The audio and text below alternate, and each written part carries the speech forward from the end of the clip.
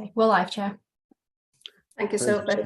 Good evening, everybody, and welcome to this meeting of the Place Scrutiny Committee on the 17th of November 2022. We are sitting for the first part of the meeting as part of the Crime and Disorder Committee, where we will be considering the enforcement aspect of the Council's duties.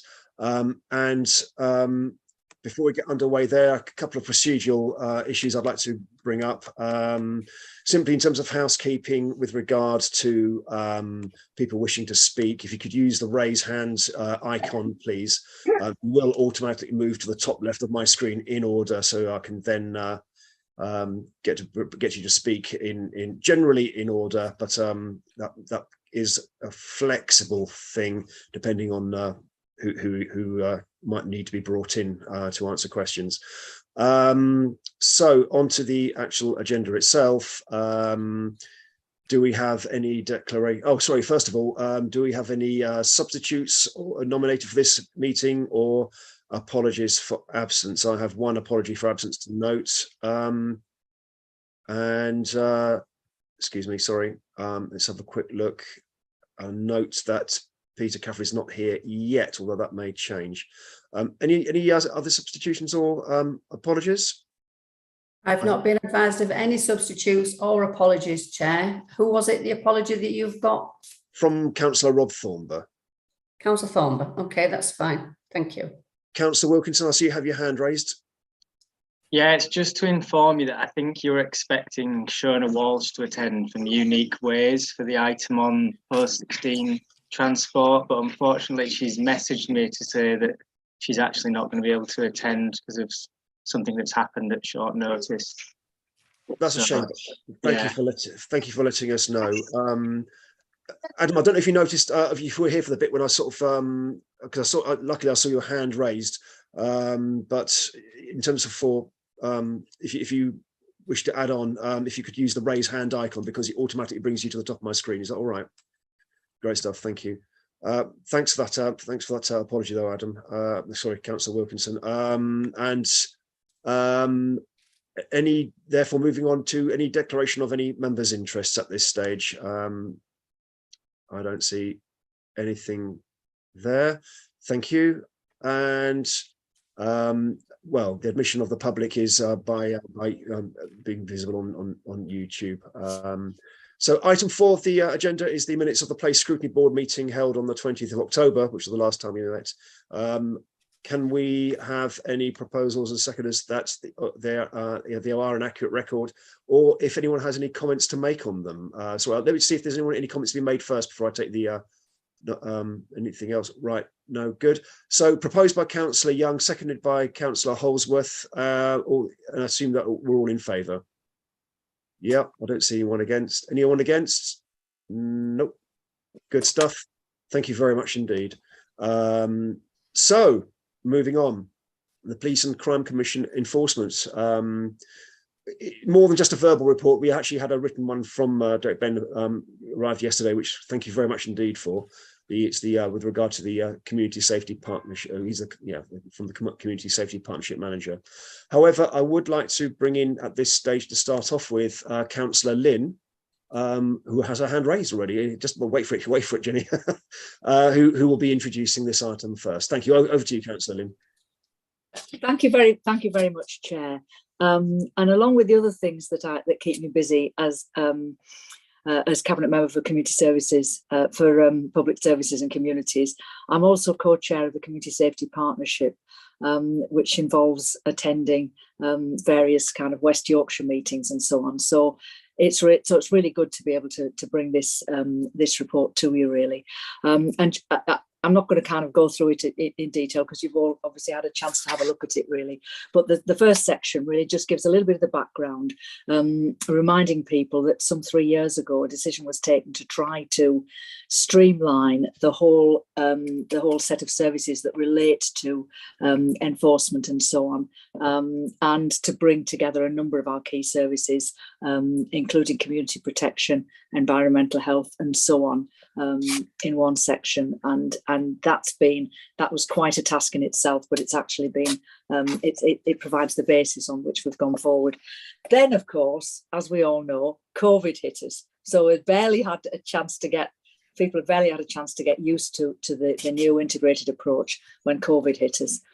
And that, I guess, from a personal perspective, had pluses and minuses. Obviously, there were some terrible things went on there.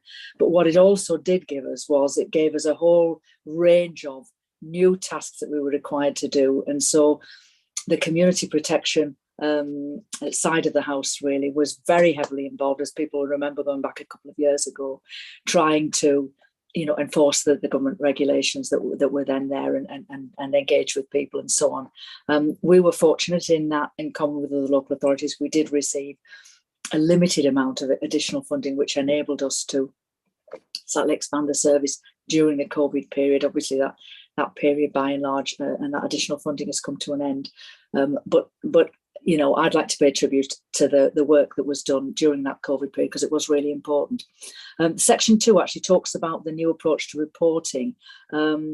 And people will, and I know many members will often find themselves in the front line of people saying, "You'll never guess what's happened. There's somebody's fly tipped something just round the corner or over the hedge in that field or whatever."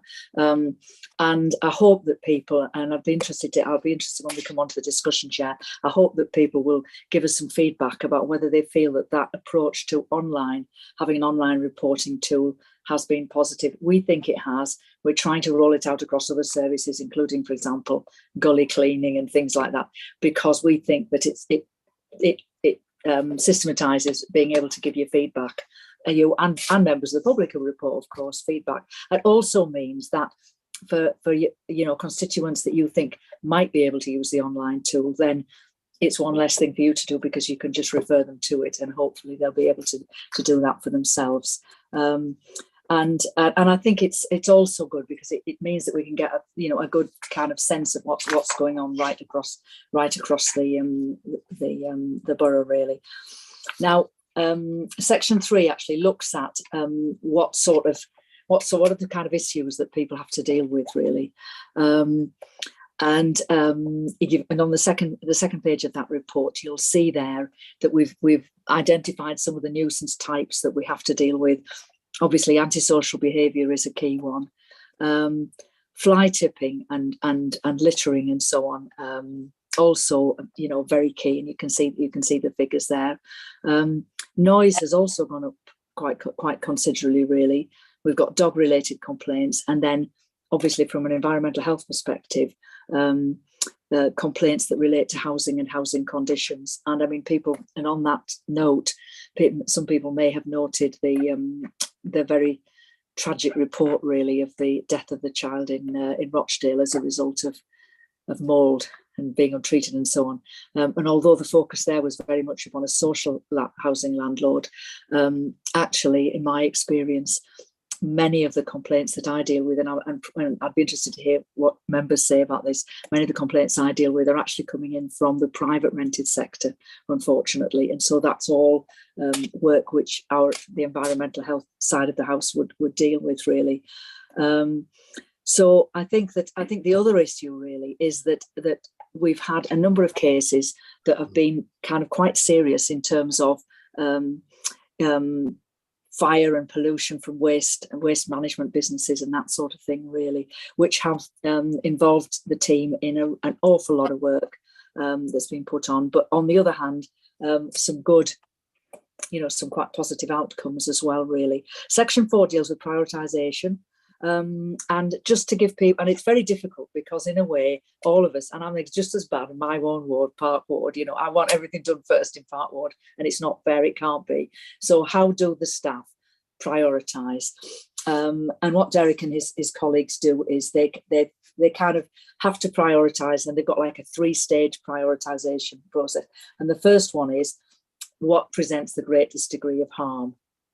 So it might be what's happening in my ward, but it might very well not be what's happening in my ward. So that's the first thing.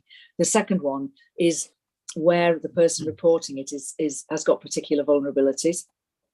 more vulnerable than perhaps other people might be, and that's really important. But the third thing, and this is where you all come in, is actually local priorities, and that's where the Safer, Cleaner, Greener meetings that go on, bringing different wards together and so on with the police, give people an opportunity to say what are the particular priorities as far as antisocial behaviour, environmental crime, or whatever it is. What are the things that matter to you? And then those can be prioritised as well over the next couple of months and so on. So I hope very much that gives you a sense of the way in which we're trying to operate, really.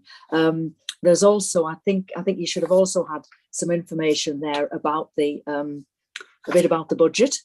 And you'll see there's an income line at the bottom there. We obviously get income from a range of sources that relate to the services that we give. The income isn't sufficient to meet all the expenditure, but obviously it makes a good contribution and so on. And then we also talk about about some of our priorities going forward, which are, there's a number of new policies that we're having to take forward, including, for example, in relation to taxi and private hire, and a number of those are listed there. So I won't go through all those in details, but I think that as far as I'm concerned, I feel that Derek and the team have really worked hard to implement a good systematic approach to prioritisation and so on.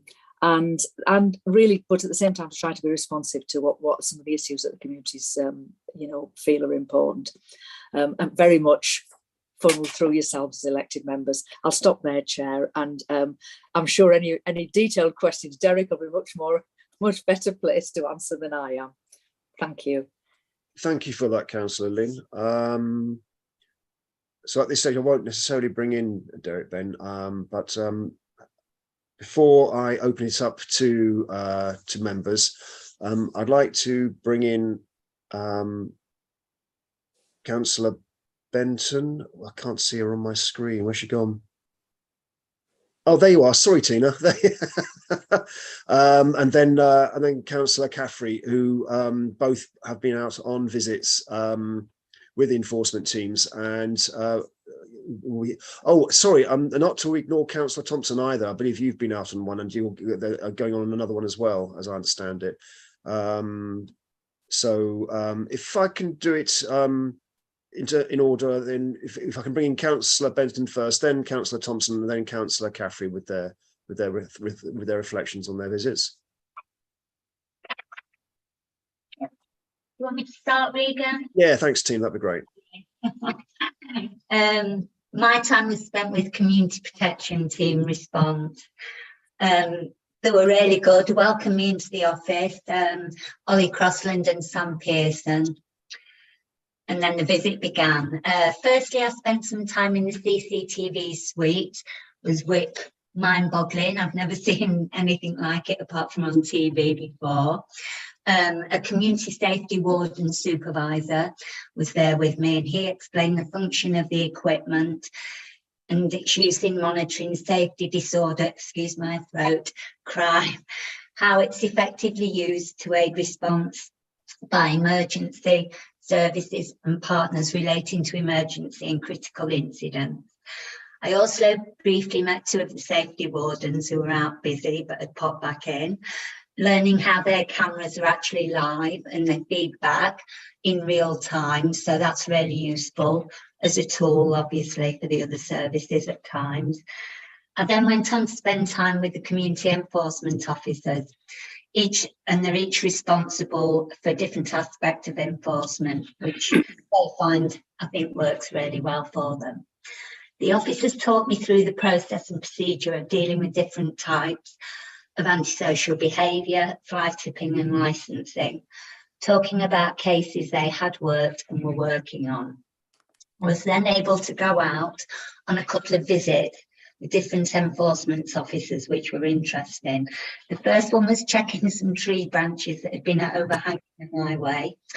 The work had been obviously planned and agreed with the enforcement officer, and it was done to his satisfaction, I can say. And then we went on to fly tipping. which was quite eye-opening. Irresponsible people dumping mattresses, bags of waste in a car park. The enforcement officer had to check, obviously, the level of rubbish and arrange removal. Lastly, I visited a well-known fly tipping spot with them, and I think this brought home what the officers are up against. It worked hard to have a metal fence put in place over a low wall with a huge drop at the back of it, only to find that the fence had been torn down and a huge boulder placed on top of it. What did I learn from a visit in no particular order? Have a teamwork in partnership with other services, emergency and agencies, to make the area safer, cleaner, and a better place to live. I'm more aware of the process and procedures that the enforcement officers have to follow with different cases, and that these can take some time to conclude, and it's not always an easy fix. All the officers and wardens I met were approachable, professional, and committed to the roles within their team. And I think that we all as councillors and the public have a big part to play. Thank you. Yeah. Thank you, Ben. Thank you, Councillor Benton. Yeah, get some throat lozenges down here, quick. But yeah, interesting. Okay, Councillor Thompson, can I invite you to with your thoughts and reflections? Yeah, I will say that I was due to be on a visit recently, but was unable to make that. But I did do the Purple Flag Night of Action a few weeks ago, which is around keeping Halifax a safe night out. And I found myself quite early on confessing that I actually own a piece of the famous Acapulco carpet, which is in the house. So I'll put that out here now as a declaration of interest. But I think the biggest thing for me, or the biggest thing that I took away, was just the sheer scale of everything you have to deal with. You know, we've got however many hundreds of thousands of people in the borough, and even when it comes to a night out just within Halifax, the amount that's being dealt with and the resources required to do so are something I perhaps hadn't quite appreciated going to that. But just reflects on a lot of what Councillor Benton has said. Everyone was really friendly, really approachable, and were very keen to have questions and explain how things worked. And then also the actual night itself of going around businesses and letting them know about Halifax being a safe night out was really, really valuable. And part of that was getting people on board with that who weren't aware, and also raising awareness of things like Ask for Angela, which is about keeping people safe. So it was very, very productive. And I think it's something like 12 years now Halifax has had this purple flag status as well, which is quite impressive. And it was the first town in the north to get it. So keen for that to continue. But yeah, it was really interesting and eye-opening, and it was nice to be in Yates's fully sober, just taking it all in and watching what was going on and thinking, wow. But yeah, no, just reflect on how professional and great everyone in the team was. Yeah, thank you. Just a quick one. I'm assuming that if there were any, I don't know if you witnessed any hotspots developing or anything like that, but I'm assuming that there is a close relationship with enforcement and the police in dealing with things like community antisocial behaviour in terms of drinking behaviours and what have you.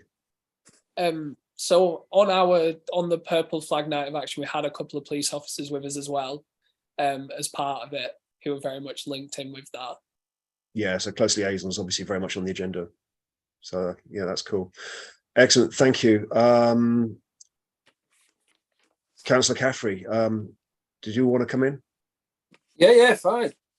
Well, I met with the community protection team on Tuesday, and I joined Derek, Ben, Sarah Barker and David Dunbar for what they call morning prayers.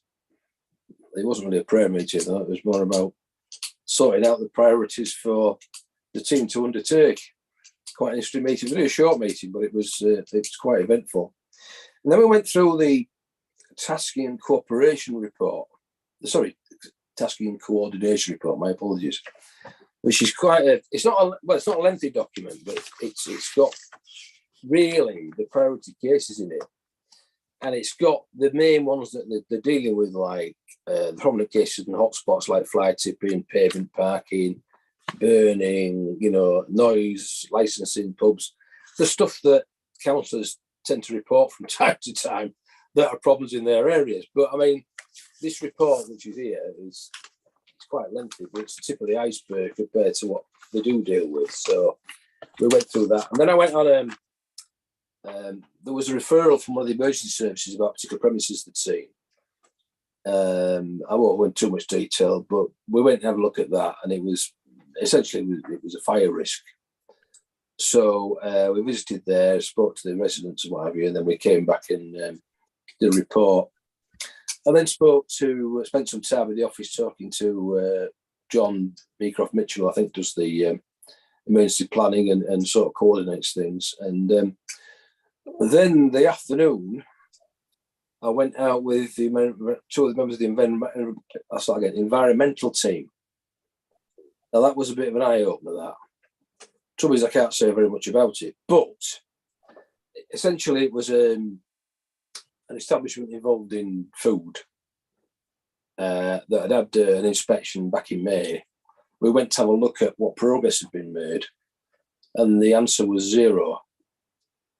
So the bottom line is it's going further, but just to see the thoroughness of the investigation and the work that's gone into this, you're talking a lot of resources on one case. So if you multiply that by all the cases, there's a lot of resources going onto it. So yeah, I mean that's going further. So I'm a sort of small secret about that one.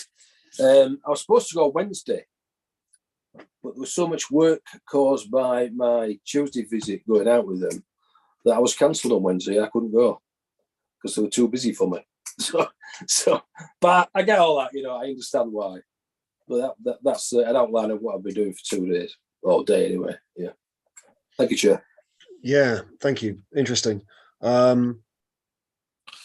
Interesting. Thank you very much indeed, all three of you, for those that have managed to go out. That's yeah, it's good to have that sort of feedback. Members, I'd like to open it up. Any questions, thoughts, points that want to make before I weigh in? Councillor Thompson, thank you.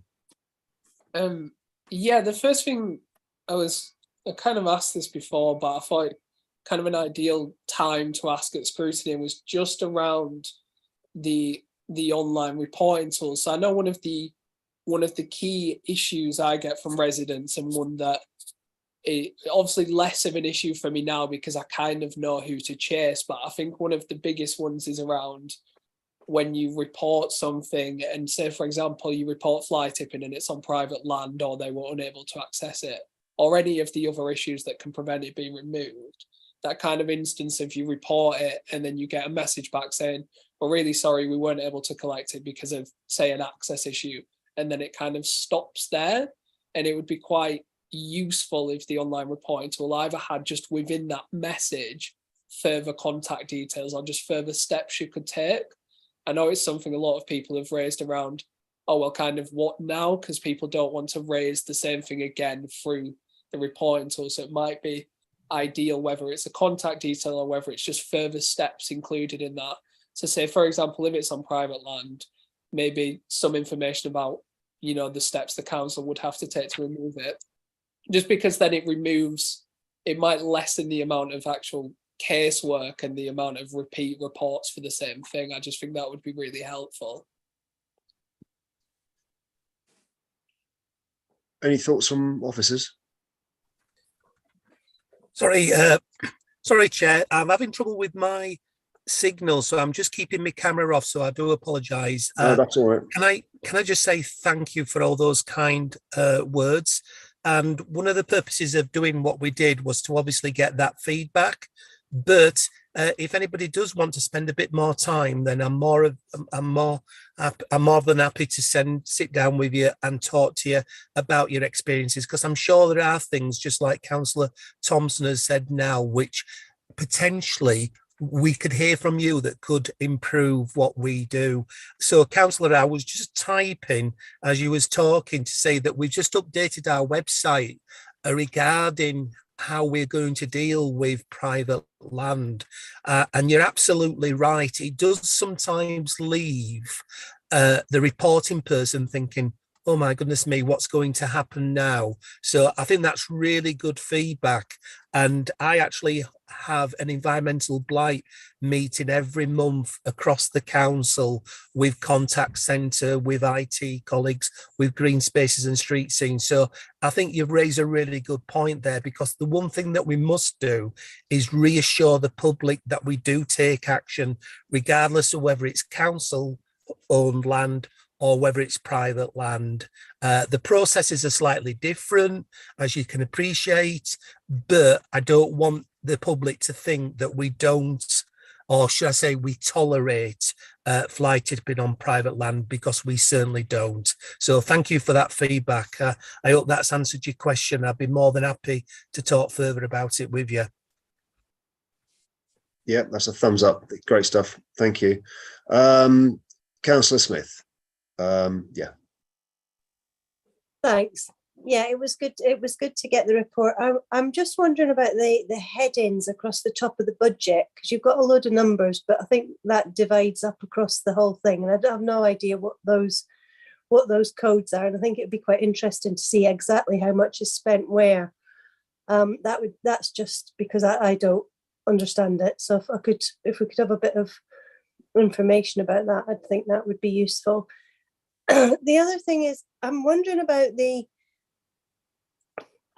again, it might be shown in the budget quite clearly, but I suppose I've had a lot more contact with the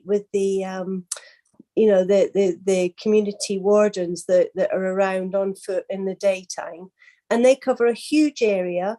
There's spaces in that, you've got staffing problems with some of them. And, I find them really, really approachable, really helpful, excellent, relationships with the community. I don't see so much, this is from my experience, and it's quite lucky really. I don't see so much of the other community safety people that are 24/7. And I'm just wondering, what sort of thing do they do in their time? Where does that where do they meet each other? I suppose that's what I'm not quite clear on. Anything else? No, that's it. Right. Okay, good. Okay. Yeah, there was a very late email sent out explaining what those columns are, but I've instantly forgotten what they are. So I think it might be useful to have that formally explained, if that's okay. Does that bring you back in, Derek? Yes, please. Thank you. So, yes, my apologies. Obviously, we were in a rush to get you information at such a late hour. The budget codes are, and I've just put it in the team chat, reflect the different teams within the community protection team. So one of the budget codes will be environmental health.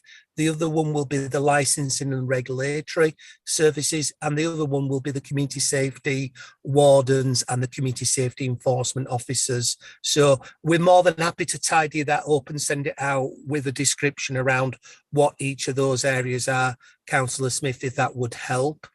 In terms of your second question around what do the community safety wardens do? Well, I think Councillor Thompson covered some of that. I know Councillor Benton also covered some of that. It's a very varied role. And I have to say, and you've probably seen the web chat I put in about the amount of arrests that they're actually now involved in terms of supporting the police. If you go back to when the community safety wardens first came into place, they were often found out just doing routine patrols, opening and locking gates such as up at Ogden Water. They were also dealing with the nighttime economy. What we found, because of the increase in demand on resources, they are now more than ever actually getting involved in some of the investigations. And I think that was pointed out by Councillor Caffrey as well. So what we're unfortunately seeing, because we only have a small number of wardens, there are 20 wardens in total, but they are shared across 5 shifts. So at any one time, there will only be a maximum of 4 wardens working, and that's for the whole of Calderdale. So you can see it's not a significant team when you look at it on that scale, but the role is very varied. It can be anything from attending at schools and giving advice around parking and trying to bring discipline into the parking outside school. It can be actually just visible patrols.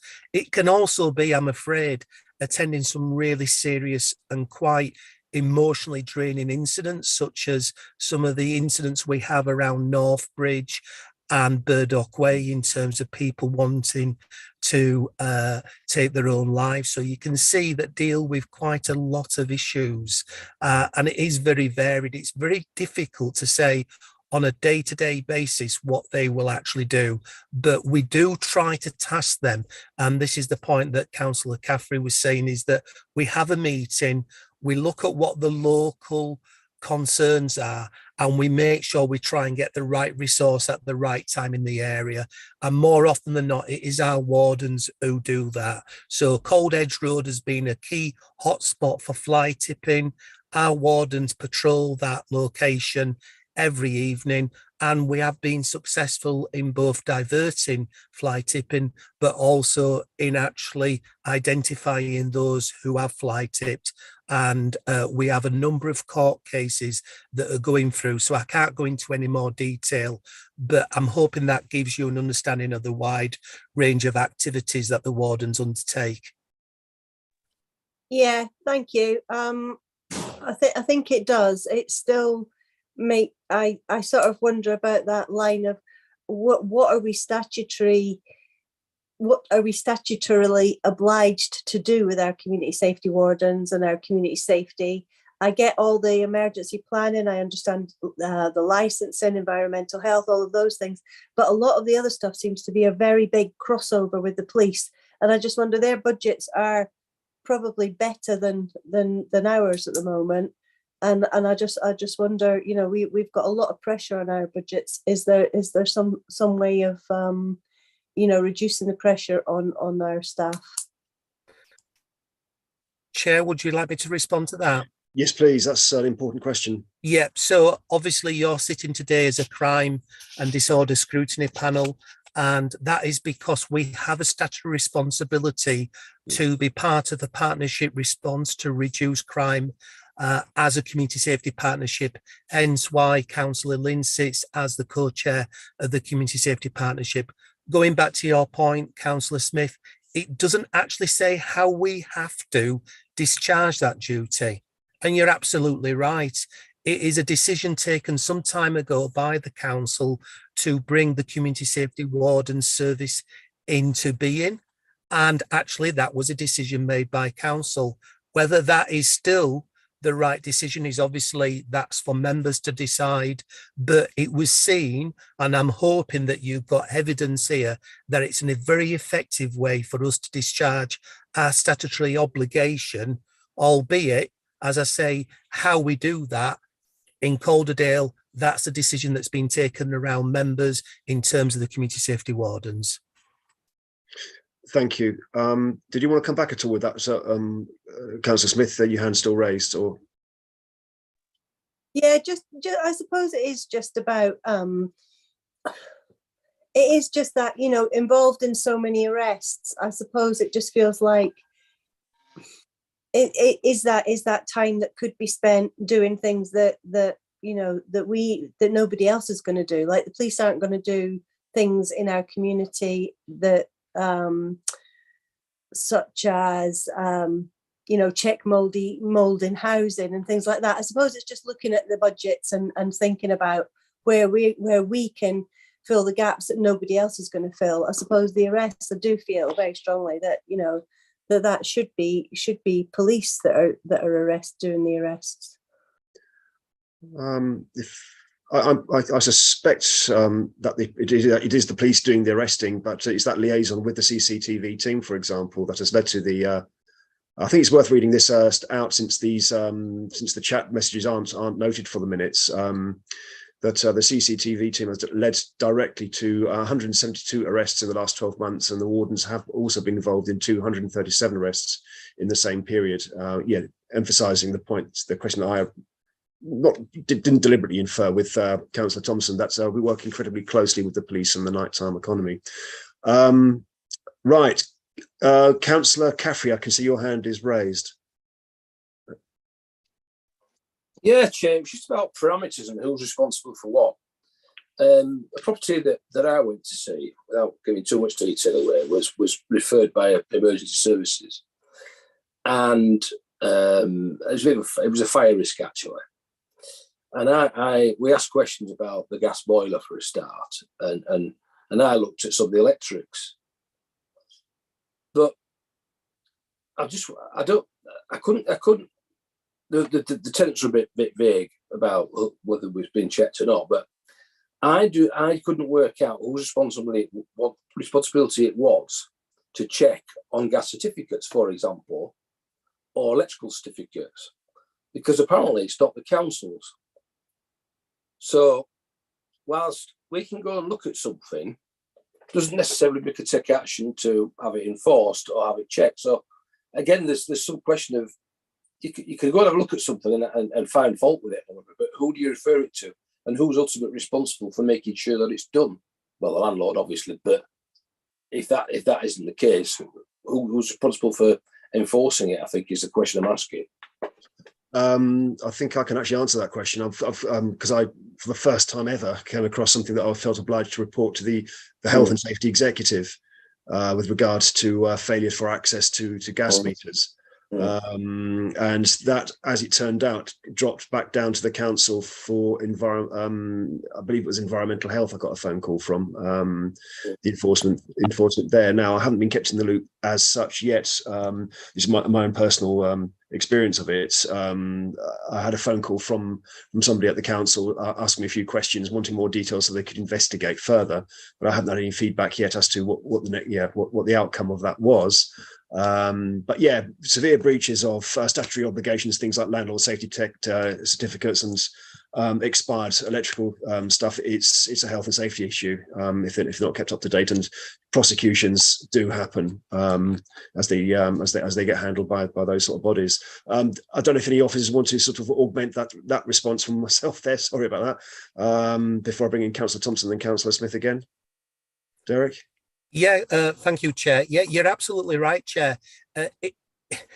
Often a lot of the responsibility that might sit with the Health and Safety Executive, for example, then gets delegated to us, because they often ask us to do the local investigation. That's often the case as well when we work with the Environment Agency and when we work with DEFRA. For example, I think you're all aware of the concerns around the avian flu at the moment in poultry. It is our team that are on the ground doing all that spade work in terms of getting as many protective systems in place. So Councillor Caffrey's right. It really is difficult when you get down to really granular detail around who now deals with this and who now deals with that.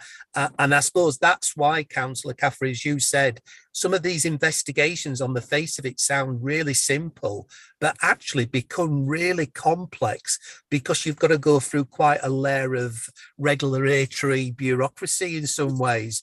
But yeah, Councillor Dickinson, you're both correct in some ways. There are challenges. Sometimes it's easy to see those links to your national organisations. Sometimes they are very, very difficult. So in some ways, you're absolutely both right, in my opinion. Thank you. Yeah, thank you. Councillor Thompson. Yeah, I was just going to ask about the recommissioning of the CCTV contract. It would just be good to have a bit more information about that, because I know that a very textbook kind of response we would get from kind of constituents would be, oh, well, why don't we put CCTV up in this hotspot? And often it can be quite difficult to do that, and there's hoops we have to jump through to do that. So it'd be interesting to find out more about that, because it's just a bullet point, but it'd be interesting to know whether that's going to make things easier or more difficult. And just a bit, I have asked and I have spokespeople about, but a bit more background about CCTV usage and how we can, because obviously there's the bit in the chat about CCTV leading directly to arrest, but kind of wider enforcement, because I think that ease of use of CCTV is something that, you know, people expect, but I don't think it's often that simple. Thank you. Any officers to come back with that one? Yeah, Ollie Crossland is with us tonight, who manages that element of the service. I'm just wondering whether or not you want to go into any of the detail now, but Councillor Thompson, I know you've been away and you're very keen to come out with the team. I'd be more than happy to provide you with some information when you join us and go through that. And if you want a briefing note that you can circulate to the wider members of panel, we'd be more than happy to do that. But you're absolutely right. CCTV's got a vital role.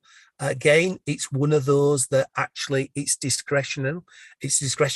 It's not a mandatory service, but we constantly seek, we constantly receive requests asking for CCTV.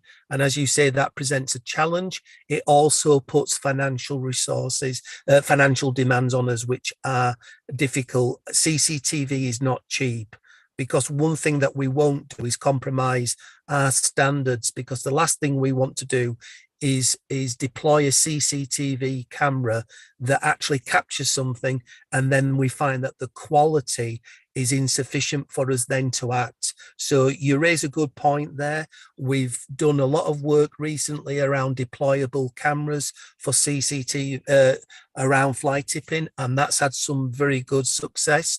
But as you know, sometimes that can be a bit like a needle in a haystack. We try to use our intelligence and put it in the right place, and we've had some good results. But I'd be more than happy to present a briefing note, or if you'd like some further information now, Ollie Crossland can just go into a bit of detail. I'll leave that to yourself, Chair. Thank you. Before I bring in Audrey, actually, yes, Ollie, would you mind if, expanding on that a little bit? With regard to things like the contracts, I think particularly seem to be on Councillor Thompson's mind, and I think it would be worthwhile hearing about it, actually.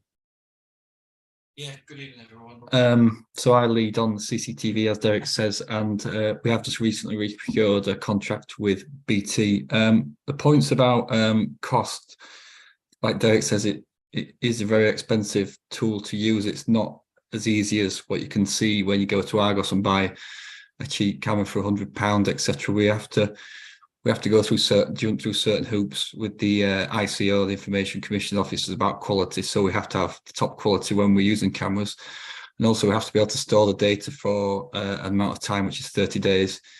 So we have every camera recording for that amount of time, which the systems which has to be put in place behind the cameras is the expensive sort of tool around what we do.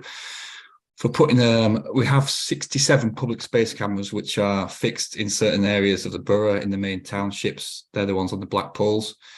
We have 14 redeployable cameras which are based on lampposts. We can put them anywhere where there's power in effect, and they work on SIM card basis. So they're like the newer sort of style for us, which allow the price to be a lot cheaper to be put into a spot, and we can move them very quickly. So we, for example, a fixed camera, public space camera, is in the region of about £30,000 to £35,000 to install.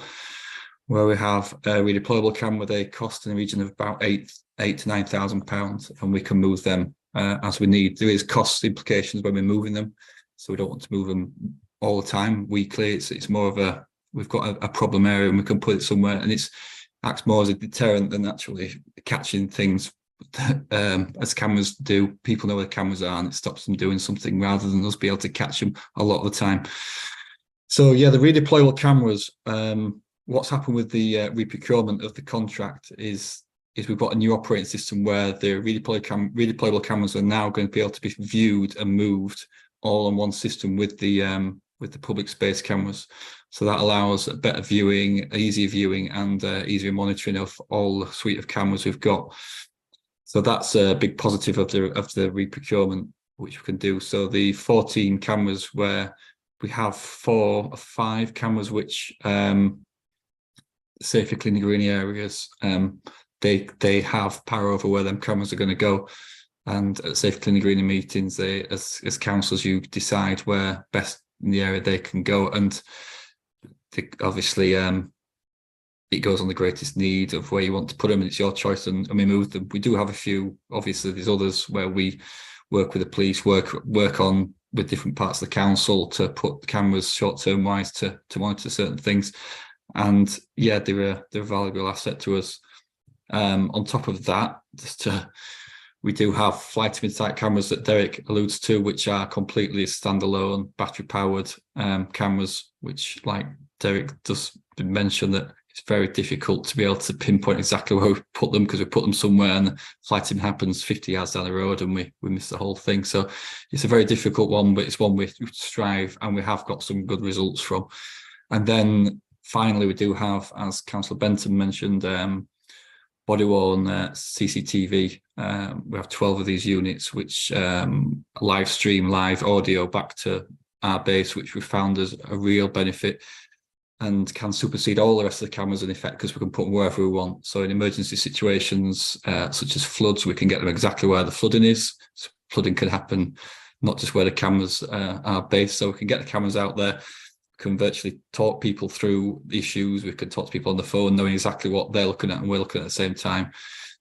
These are really valuable in the partnership world. We worked on recently Bonfire Night, where we've got a full partnership response in the control room with the fire, police, and we can have images streamed back to the control room and up to the fire service and to the police in their control rooms remotely, where we can see what is happening and make decisions on things without actually having to have resources traveling all over the place to have a look for things. So the re-procurement puts everything in one space in effect, because we've had to add to the old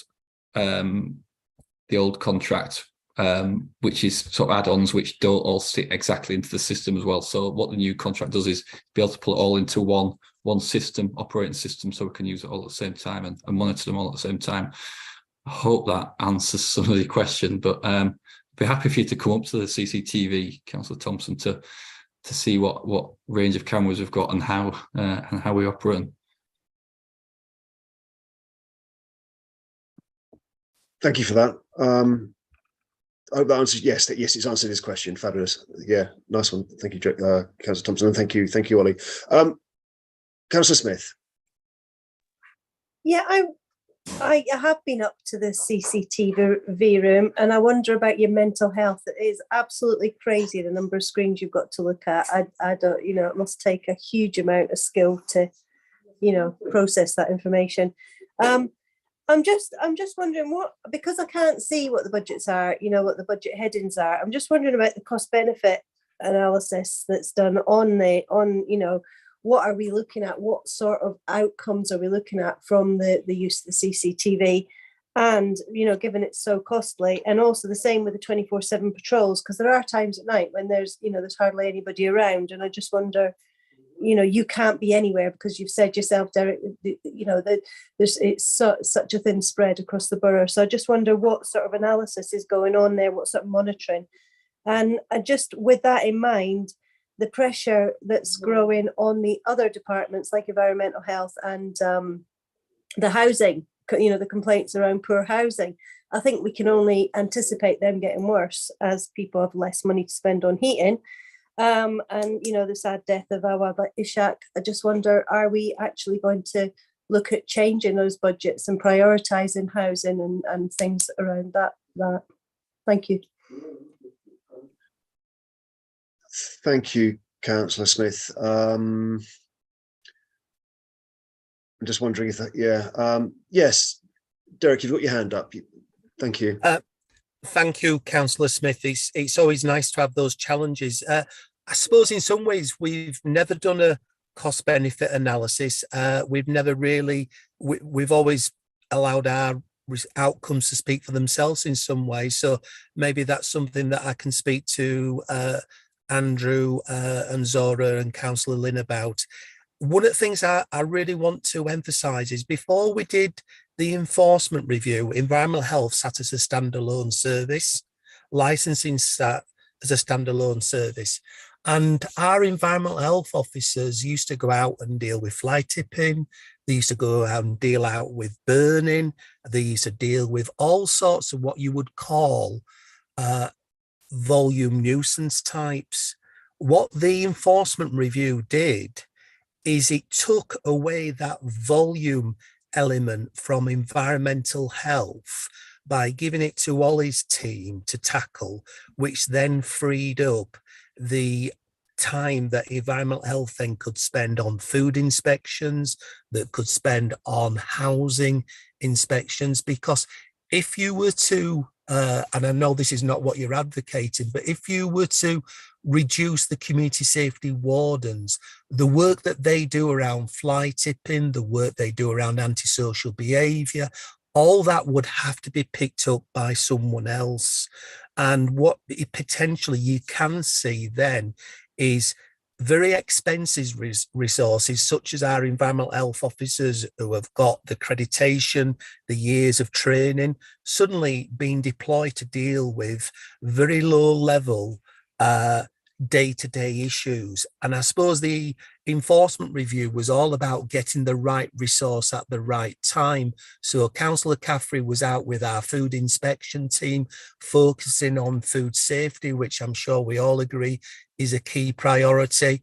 But they were able to do that because our wardens, who, I've got to be careful how I say this, aren't as expensive in terms of resources, they're out dealing with the volume nuisance. So I think it's a really interesting conversation to be had, but that was the whole ethos of the enforcement review. And the review itself took 9 months to deliver. It was signed off by Cabinet, of course, because it meant structural changes. So I'd like to think that the evidence case that we're able to produce there would still stack up now. And the request to do the enforcement review was actually led by members who felt they wanted to see a significant step change in the way that we do enforcement. But I understand the resources, I understand the budget pressures. So I don't know if that helps, Councillor Smith, but I'm just trying to give an understanding about, we do try to protect our specialist resources, and the way we do that is by asking the community safety wardens to do such a varied and flexible role in dealing with that local issues and nuisances. Thank you, Derek. That's a fairly full answer, I think. It's a good point you raised, though, Councillor Smith, about the cost-benefit analysis. I mean, with that in mind, I mean, my thoughts on it would be that, for example, that with regard, for example, the purple flag status of Halifax town centre could potentially be compromised, and therefore businesses suffer as a consequence. If for example, if CCTV were reduced in Halifax town centre on the to a point where the purple flag threshold was crossed, that status would be lost, that potentially would have a fairly serious wider, both not just as antisocial behaviour impact, but also business impact for the town itself. Now that's a little bit difficult to measure in that regard. So I think it's going to be as much to do with perception as anything else. But I think all ages would be inclined to want to feel safe in a town centre that was well monitored. Yeah, a little bit nebulous, I suppose. But the other question the one question I do have is a very short question. You'll be pleased to hear, is how are the ASB figures now recorded, please? So Councillor Dickinson, going back, first and foremost, we have to accept that ASB is predominantly reported to the police. The police undertake most of those initial visits. Where we come in is we provide support around people with vulnerability, or where we might want to take a civil action. So what the police have done is, through inspections that have happened across the country, so this is not a West Yorkshire response, this is a national response driven by the police. What they found in other areas of the country, and I'm pleased to say West Yorkshire as being rated as exemplar in terms of how they do crime recording standards is that many of the ESB incidents that have been reported elsewhere in the country are actually crimes and should be reported as crimes. So what's happened is that in the past, ASB has been within the reporting of ASB, there has been a number of crimes. What's happening now is crimes are being reported as public order, as assaults, etc., which were previously classed as antisocial behaviour. So that's why the numbers have reduced, and it is something that we have no influence over. But I do know, because we listen to the concerns of local people, we hear what's being discussed at Safer Cleaner Greeners. We also see the reports that come in to the council directly and from the police, that I don't think anybody in this room would say that antisocial behaviour is not a key issue for the partnership. And as we are sitting as a crime and disorder partnership, that means we need to look at it from a partnership point of view. So even though the actual figures are saying that ASB has reduced, that is not a true comparison. And our experience based on observations of members, officers, is that ASB is as big an issue now as it has been for many years, and it will continue to be a key local priority for us. We invest a lot of time and energy in working with the police and with social landlords to tackle antisocial behaviour. Thank you. Councillor Holdworth, I'm going to give you the second to last word. Thank you, Chair. It's just a question, really, Mr. Ben. We're all aware, I think, of the very sad death of a young man in Park Ward on bonfire night following a firework incident. Was that something that the CCTV cameras picked up on, or was it reported to the police by residents?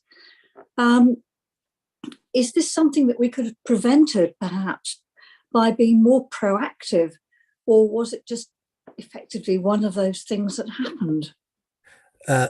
Chair, are you okay if I reply to that? Yes, it's a good question. I had a note on that myself, but yeah, Councillor Holdsworth has pretty much got that. Yeah. I have to say, and I'm sorry to say this, I can't really make any comment about that incident. What I can say is refer back to what Ollie Crossland said when he reported about the fire and the police working in our control room, monitoring CCTV. So we had CCTV deployed, we had a joint response.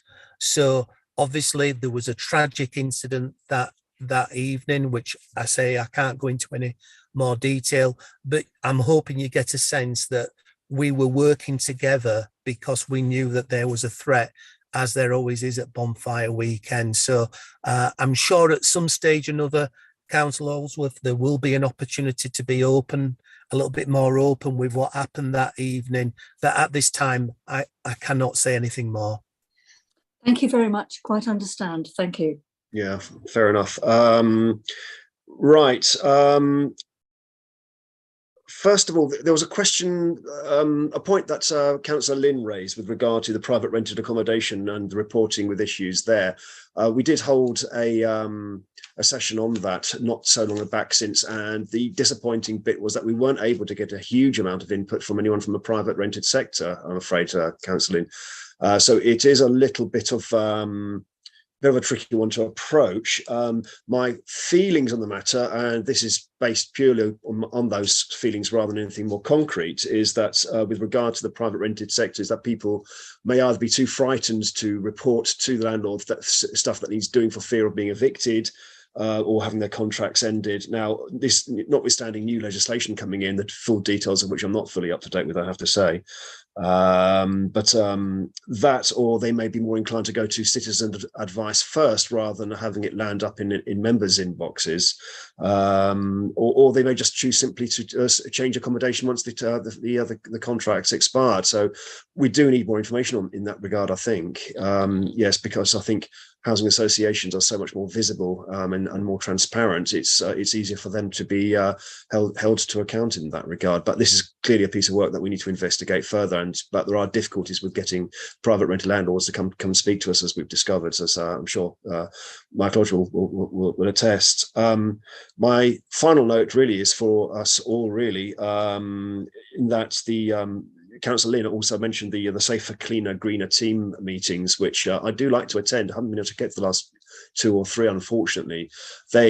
And really to emphasise where the priorities for enforcement need to be. And I do have to say that sadly, members don't always, shall we say, take full advantage of those meetings where they could be. Usually, if I've got issues and I can't make it, I send it to the coordinator, Graham Gibbons, the Lower Valley, and I think he does the Upper Valley as well, so that they can be fed back into the meeting or fed back into the requests and what have you. But yeah, if we aren't there to weigh in, we can't really complain that our priorities from our residents aren't being acted upon. So I would urge you to try, if you can't make them, at least contact the likes of Graham Gibbons for the Calder Valley, Upper and Lower, so that they can be noted at the very least. So I think your hand's still up, Councillor Holsworth. Do you want to say anything else, or is that a legacy hand? Oh, it's a legacy hand. That's fine. Thank you.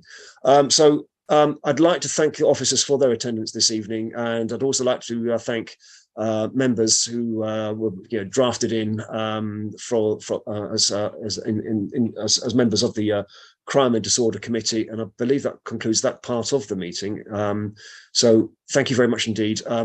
Members who sit on the committee, you're not obliged to stay. You can disappear off and do something else. And officers, again, many thanks for what was an interesting and informative piece, and I hope that we've been able to bring something to bear that might be able to help things along with from your perspective as well. Thank you, Chair. Thank you, everyone. Thank you very much indeed. Right, good stuff. Next part of the agenda brings us to the post-16 transport policy. The report has been in the notes there. I'm assuming you've all had a chance to read that. I think I shall start again with the cabinet member, Councillor Wilkinson. If you want to come in, with anything that you wish to say. Well, I think it's actually Jenny's directorate. I think Andrew Pitts wrote the report, but I've taken a keen interest in this, obviously, because it's to do with children with special educational needs. Right. So I have met with Unique Ways and representatives of families with special educational needs and Ravenscliffe School over the course of a number of months to sort of discuss the matter. But I think probably more appropriate if Jenny and Andrew lead on the report and I just sort of come in afterwards, I think. That makes a lot of sense. Okay, right. So apologies there for demoting you temporarily there, Jenny. Did you want to come in with anything before I introduce Mr. Pitts? No, just to say, no, I'm very pleased. I mean, I think the report sets out the background and the reason why we had to do it, why we had to make the changes. Alas, to some extent financially driven, but in a sense bringing us into line with the practice in other places. And I'm very grateful, I have to say, I'm very grateful to the help that Councillor Wilkinson has given us, because as the report sets out, there is provision, the government has made provision in its bursary arrangements for support for post-16 education transport costs. But I'm very grateful to Children and Young People Services, because they've recognised that for one of our key schools, our key providers, Ravenscliffe, it was going to be very difficult for them to actually rearrange their budget to deploy it in a way which previously had not had to respond to requests from parents needing help with transport costs. But I'm very pleased to say that as a result of that, I think I'll get Andrew can come in and correct me if I'm wrong, but I understand that the system is now rolling out now. Obviously, there are different elements to it. There's the element of the costs of some parents who because we did cap the cost of parents that choose to make individual individual arrangements for their children. But then the rest of it really particularly relates to the use of our own transport. And so in a sense, this year, I think it's fair to say this year is kind of like an interim year, really. And we hope very much that next year, for those people who have found it difficult, and obviously it's a minority, but nevertheless it's significant at a time when the cost of living is an issue for everybody. We hope very much that arrangements can be made next year for the use of the school-based bursaries. I'll stop there, Chair, and if Andrew wants to come in and add anything, I'll leave it to him. Thank you. Thank you, Councillor. Andrew. Thanks, Chair. Yeah, just one or two comments by way of introduction from me, and then I'll bring in Phil Taylor, who's Transport Services Manager and is far more knowledgeable about these issues than me, and he'll be able to deal with any of the more detailed questions that members may have. The report's quite short, and as Councillor Lynn's said, it basically summarises the changes that have been introduced to post-16 SEND transport from this academic year and the impact of those changes. The two key changes are basically, first of all students pay a cost equivalent to that of a school bus pass, which would be used by non-SEND pupils, which currently is £315 a year, and that's regardless of the type of transport provided. And Phil will say something about this later. Some of the transport solutions that we provide for individual pupils can cost thousands of pounds a year. So all we're doing is introducing a single across-the-board charge, which is equivalent to what will be paid by non-SEND students. The second major change, as I think Councillor Lynn said, is to limit the personal transport budget that's available. Some parents or carers opt to take a payment from the council, and then they take on the responsibility for transporting the students. So we've now capped that to £1,500 a year. The thing, again, Councillor Lynn has said this, but it is really important to note that students from low-income families can apply for a bursary, which is paid directly to the schools and colleges by the government, for assistance with transport. And indeed, assistance with transport costs is specifically mentioned in the government guidance for use of these budgets. It's quoted as an example of what the budgets are intended for. A driver for the change was simply, I'm afraid, the growing number of post-16 SEND students, and you'll see from the table at paragraph 2.19 that number has more than doubled in the last 2 years. And it basically meant that free transport for all post-16 SEND students, which is not a statutory responsibility, again, as is pointed out in the report, was just no longer sustainable. As Councillor Lynn alluded to, I'm sure both members and indeed us as officers would have preferred to be in a position where these changes were not necessary, but it was just not sustainable, particularly in the current financial climate facing the council. So earlier this year, Cabinet took the decision to introduce charges. What I will say is that Calderdale is not unique in introducing charges. In fact, we are behind other authorities, if you like. A survey recently of 63 local authorities found that over half of them already make some charge for post-16 SEND transport.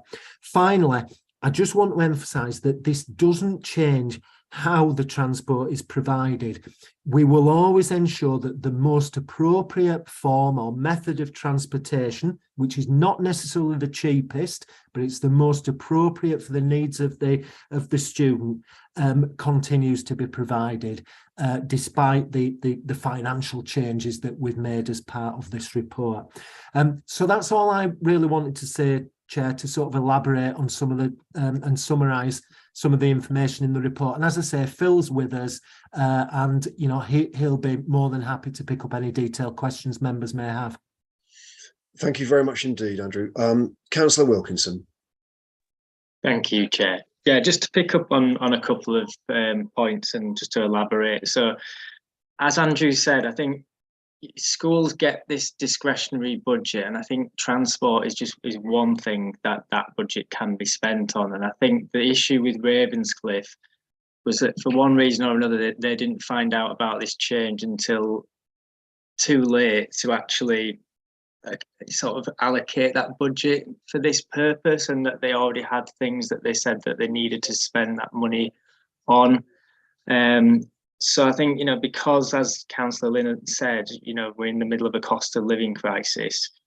We were quite concerned that we were getting representations from Unique Ways and sort of Send Families about, the impact, particularly for low income families. So that's why for this year only, CYP have found money from reserves in order to cover the costs for the low income families. Now, we are in discussions with Ravenscliffe in the hope that they will then be able to cover those costs from their discretionary budget going forward. So hopefully that will be in hand and that will happen. I guess the only other thing that I would just sort of mention, that you members are probably aware there was sort of a little bit of unhappiness, should I say, from Unique Ways, Ravenscliffe, and sort of some Send Families about sort of the consultation and sort of the way it was handled. And I think, there was a consultation, but Councillor Lynn and I have been to Unique Ways as AGM today, actually, as it happens. And what the CEO, Shona, spoke about, Shona was actually hoping to be here this evening, but unfortunately something's happened at the last minute that's meant she can't come. What she spoke about was co-production of services and how we used to be really, really good at co-production in years gone by. And when we had Ofsted come in about 3 years ago, they really praised us for our relationship with Unique Ways and with Send Families in terms of how we create services and make changes to services for children and families, children with special educational needs. Now, I think it's not just in relation to this particular policy, but also some things that have happened in my own directorate where I don't think that we've been doing things as well as perhaps we used to do. And I think COVID is partly to blame for that in terms of sort of working with Unique Ways and Send Families. And partly sort of changing personnel as well, I think, in the Send team. But I think what was demonstrated today when we were at this meeting, we had a lot of representatives of the council there, including Councillor Lynn and myself. And I think there was a lot of goodwill in the room and the sort of real determination to get things back on track in terms of good co-production of services. So I think, going forward, if we're looking to make changes like this in future, I think what the starting point should be is that rather than just launch a consultation and expect people to come to us and hope that they see that this consultation's gone out and has been advertised, that by default we'll go straight to Unique Ways or the Parent Carer Forum and ask them to help design the policy, rather than just hoping that they will actually respond to a survey or whatever. So I'll leave it at that, but thank you. Yeah, thank you, Councillor Wilkinson. I think that's a very important point. Yeah, because one of the questions that I was going to ask was how come Ravenscliffe School missed the consultation, and so it's something that can happen. So I think involving interested parties at an earlier stage is definitely got to be a way forward. But I think that can also be extrapolated across other consultations that the council runs from time to time anyway. I think it could be something that could be borne in mind rather than waiting for the fish to come to the hook. Yeah, sending the hook out to the fish, for a really bad analogy. So, oh, dear me. Yeah, I think there's going to be some wisdom there to be mined from that approach, definitely. So thank you for that. Councillor Thompson, then Councillor Smith. By the way, yes, we moved on to a bit now where I'm inviting questions and comments from members. Just that Councillor Thompson and Councillor Smith have jumped the gun wonderfully well and saved me a job. Over to Councillor Thompson first. Thank you. Yeah, I'll just, I was only at this stage just going to declare an interest because I have done some voluntary work with Unique Ways, who are obviously a stakeholder in this. I think it's something I've spoke to Mike about briefly, and I guess part of this was the nature of not being perhaps clear when requesting this item kind of to come to scrutiny, and was just around, obviously we asked for a piece about the impact, and obviously it's quite, the report is very much, you know, we are focusing on the impact for the council and the impact internally, but it would have been helpful, and obviously there's reasons why it hasn't happened, to have that kind of feedback on the impact on a wider scale from affected families and stakeholders. So I'm not sure whether it's worth bringing this back at a later date as well to look at the feedback from those stakeholders, might be an idea. So I just, you know, because it is, and it's, you know, the impact is wider than just internally, so it might be worth bringing it back at a later date after this discussion to look at the impact from stakeholders and from those families. And I just would kind of make that suggestion now because I feel like it's an important aspect of it that we should consider. Yeah, thank you, Councillor Thompson. We'll raise it again at the end of the meeting when we discuss the work programme. Is that all right? Yeah, that's absolutely fine. Thank you. Yeah, I think it's worth a consideration. So, Councillor Smith. Yeah, in principle, a similar comment to Councillor Thompson, just that we requested an impact, you know, the effect of the people it affects, rather than just the effect on the budgets of the council. And I think, you know, the reason for it being at scrutiny was it shouldn't have read as it did in the report. I can't remember what it said, but it should have read because we wanted to have an impact assessment of this new policy, and it doesn't. So I think that, yeah, like Joe said, maybe we need to bring that back.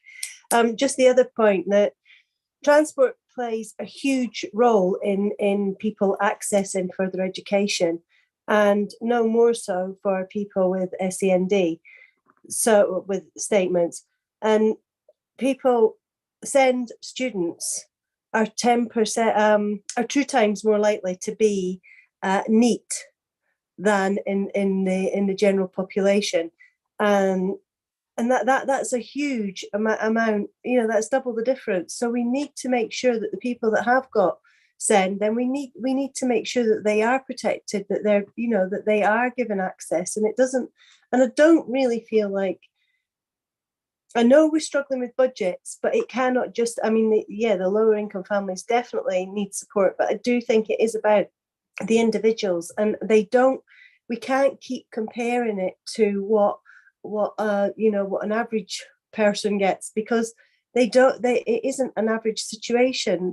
People with SEND have got that for a reason. They can't access, you know, part-time jobs. They can't all have the same sort of standard of quality of life as a normal teenager. So I think we have to be really careful that we're not just, you know, throwing this away, because I do think it's an important issue, and ensuring that they maintain their education, which gives them a better chance of earning a living, you know, a decent living when they leave school, which in turn would cost us less as a council, because they won't be needing as much support in other areas. So, you know, I think it's well worth considering, but I do hope that we can do a proper impact support on that. Thank you, Councillor Smith. I think, again, it's something to consider for the work programme. So I think with you two on board there, I think that's going to be something we're going to be putting on a future agenda for sure. Councillor Lynn.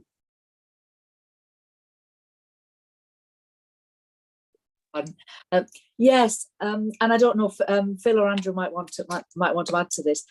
It's just, I think one of the points, and it's only a minor point, but in point 2.8 of the report, there's mention made of our independent travel training team. And remember, for me, one of the key objectives, really, where possible, it's not possible with all students, but with minority of students, I think it's really important that in preparation for adult life and moving on to adult life, where possible, young people, once they get to the age of 16, are encouraged to be able to, and given support with our independent travel training team, to be able to travel independently on the bus. Now, it won't happen with everybody, but for some people it will. And I think that's part and parcel of the overall work that goes on within CYP, within Councillor Wilkinson's directorate and everything, to try to support young people as they move towards adulthood. There's a lot of work goes on with that. But I just didn't want to kind of like lose sight of that, because I think it would be doing a disservice to the team of people that Phil leads, to assume that the only thing that drives them is the motivation is to keep down costs, because it's actually also about us providing the service. And as Andrew has stressed, the service is being provided, the transport that is provided is according to the needs of the young person. But that young person in some cases will also be getting assistance to be able to travel independently on their own account, really. So I just wanted to make that point. Thank you. Thank you, Councillor Lynn. Before I bring in Councillor Young, can I bring in Councillor Pitts, which I suspect will be in support of what Councillor Lynn's just said? Sorry, did I call you Councillor Pitts there by mistake? Sorry, Andrew Pitts. Yeah, I think you elevated my status there, Chair. I am but a humble officer, as members around the table know.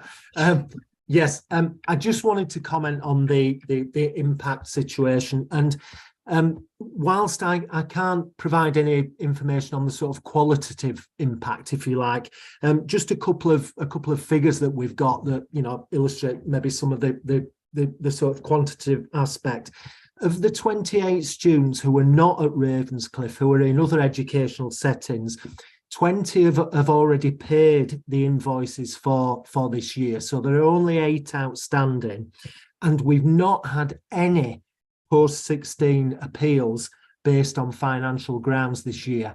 Now, that is not to say, I'm not in any way saying that people will not be finding it difficult to find that £300 or whatever, but the figures that we've got today show that we've not had a deluge of appeals with people saying, look, I just can't afford this, I need to look at something different. But what I would suggest is, obviously, if we can, I'll have to speak with Phil about this, but I'm sure we can put something out to to parents and carers if the board want to follow up some of the more sort of qualitative impact stuff, and maybe have a further session where parents and carers can come along and say what exactly the impact on them has been. But very broadly, what I'm saying is, we didn't like to introduce this policy. We wouldn't have done it in ideal circumstances.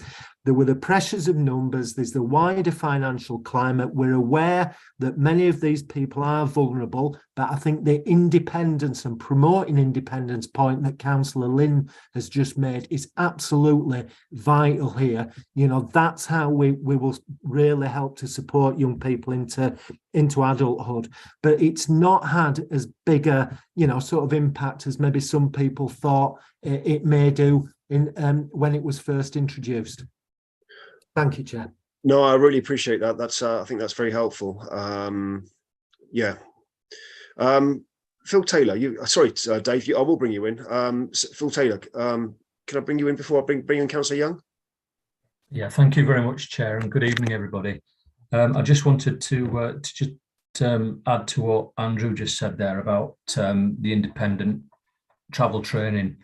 And one of the things that the new policy has actually helped with travel training is that by introducing this charge, which is exactly the same as what a bus pass costs, it gives some incentive for the young people to be able to, and the parents of the young people, to actually encourage them to become more independent in their travel training. And we have one of our independent travel trainers actually based at Ravenscliffe, and he works with predominantly post-16 students, and he's been quite successful in the years that he's been employed by the council in progressing the young people and then moving on to full-time employment in places like Asda's in particular.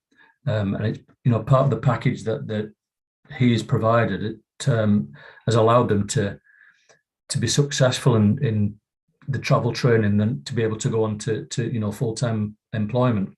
But it was if we didn't have that incentive of where they're paying for the equivalent of a bus pass, some of the parents would be discouraged to partake in independent travel training because they would get free travel to school. So I just wanted just to make that comment, that's all. Yeah, that's an interesting point. Thank you very much indeed. I appreciate that. Councillor Young. Thank you, Chair. I noticed in the report on 2.7, we're still sending 3 students to school by taxi.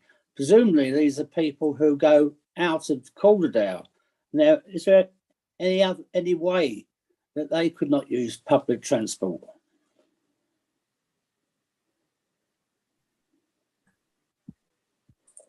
Chair, would you like me to? Yes, sorry, I was just having a quick look at those figures at the same time as well. I've only got just the one screen. Yes, please.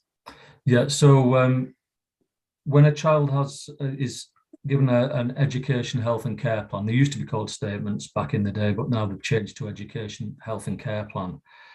It becomes a statutory duty to provide transport for them if a school is planned. So the statutory duty doesn't mean that they have to get that for free when it's post 16, but we have to provide the transport to the named school in the plan. Sometimes the nearest school is out of borough, depending on the complex needs of the child, or sometimes it can be just parental preference, where the parents have asked for a particular school, and that parental preference does carry quite a lot of weight where they have to name that school. So those 3 there will be, I don't know which 3 they are without doing a further investigation, but they will be outside of borough, yes, not where we have a bus transport going to, and it will be probably because they've got complex needs and the closest schools cannot meet their needs. Okay, thank you. I'm going to bring in Councillor Wilkinson and then Councillor Thompson in that order, please, because I suspect that Councillor Wilkinson will be augmenting what's just been said. Yeah, thank you, Chair. It might also just be worth noting that we have recently put in an expression of interest for a special school, for a free school, for a bid to the government, in the hope that we can build a new special school in North Halifax, because we do realise that there are too many children currently going out of borough and having to travel long distances when they shouldn't have to, basically. And we have a really good record on inclusion in Calderdale as well, and try and get as many children with SEND into mainstream schools. But even so, there is demand, too much demand for special school places as well. And if you visit Ravenscliffe or speak to the head teacher there, she will tell you that. So I thought I'd just let you know about that. Thank you. No, thank you very much indeed. Thank you very much indeed. Councillor Thompson. Yeah, obviously it's hard because we've got, I think, based on what's been said, and obviously we'll discuss it in the work programme, but I think we can scrutinise and we can go through what we've got. I think the difficulty is, of course, and I do appreciate what's been said about the independent travel training team, but the reality is there's going to be cases where people will never be in that position to be independent, and that's that is the reality, and they're never going to be in that position, and we have to provide that. But I think obviously it is exceptionally complex, and the cases will vary massively, and it's about having that person-centered approach to it. So it is, for example, in the instances of we can look at the table and think, right, there's a high cost of people using taxis, but it may just be the case, and is likely the case, that they are simply unable to have any other transport because that would be, whether it's too stimulating or whether it's too difficult or whether it worsens impacts for them. I guess my kind of on what we've been sent. So In terms of 1.5, I was going to ask around the payments and the £315 because it may be the case that for the various reasons that an individual has, they may only be able to attend educational training for a shorter period of the year. You know, for example, is it if they are only able to make education for 2-3 days a week, would we be able to look at the payments being factored in line with the amount they're able to attend? And then I was going to ask about the personal transport budget being capped. Are we, because obviously, as we know recently, the cost of everything has gone absolutely ballistic. So if someone, for example, is using the personal transport budget to fund their own travel with their own, children or people they care for, the cost of that will have increased and will be continuing to increase. So is it worth? Partly I'm wondering how that cap was calculated, but whether that is something we could look at again, whether it's rising it in line with inflation or whether it's having something in there about considering individual cases. Because, for example, if you were taking someone out of area yourself paying for petrol, it could easily be multiple times that cost. And with the cost of everything else, it is incredibly difficult. So they're the two bits I wanted to ask about from 1.4 and 1.6, but also to kind of reiterate, the point that has been made that it would be good to bring back and, and discuss the wider impacts as well. Thank you. Chair, can I just pick that up and then bring Phil in? Yeah, I think one of the things that's important with the personal transport budgets is that these are a choice.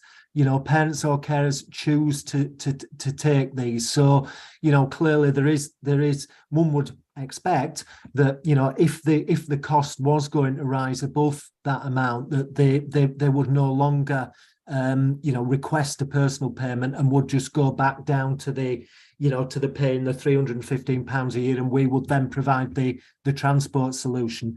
There are obviously, not just financial reasons, but there are other reasons why sometimes people choose to make their own arrangements. But I don't want anybody to think that we're sort of imposing, that arrangement on any families and saying, and you can only have a budget capped at that amount. But Phil, would you like to just elaborate? Yeah, thank you, Andrew. Yeah, Andrew's absolutely right there. Where the transport costs are significantly more expensive than £1,500 for the year, and the taxis are a good example of that, then we pay for the taxi and just ask for the contribution, the £315 contribution from the parent. We do have some parents that have accepted the £1,500 payment because that's their preference, but like Andrew said, it's a choice that, if they didn't want the personal budget, then we would have provided the transport for them and charged them the £315. And the other question, Councillor Thompson, as well, was about the reduced cost for if they weren't attending full time, and we are pro-ratering the payments. So where they're not attending full time, then it is a lower amount that we're charging. If I may, just for the sake of clarity, that's personal budget, that's paid to the parents, I take it, rather than a notion. Yes, it is, right, thank you. It is, yeah. It's in lieu of Calderdale providing the transport, basically, so that the parent effectively takes responsibility for providing their own transport. So we pay them the direct payment. It could be, we've stopped calling it a mileage payment because there was a feeling that we were expecting parents to use their own car, and it's not. They can use it towards taxi costs. They can use it to pay a friend petrol money or whatever they like. It's their budget, and they choose to spend it however they want to spend it. Thank you very much indeed. My only other question before I draw it to a close, and I think I already know the answer. It follows up partly from what Dave was saying. I've got a couple of flags. Just a sec. I'm assuming that the option for taxes is a last resort, and there is no other optimization that can be brought in. That's correct, Chair. Yes, yeah. We would look at public transport first, if that was possible, and Yeah. the student was able to travel by public transport, then that's the first port of call that we'd look at. Then we'd look at would the student be able to be travel trained independently, and we would issue the bus pass after they completed the training. And we're going down in a bit of a hierarchy, control measures, if you like. We'd also look at our own internal core fleet to see if we have space on there. And then right at the bottom there is taxi. Right, appreciate that. Thank you very much indeed. Okay, we've got two more, and then I think we'll be able to call that quits. Councillor Smith and then Councillor Thompson. Councillor Smith first. Yep, thanks. Sorry, this is really just a very, very quick query. The nominal amount for taxis was 45,600, and with the new policy, it's 41,615.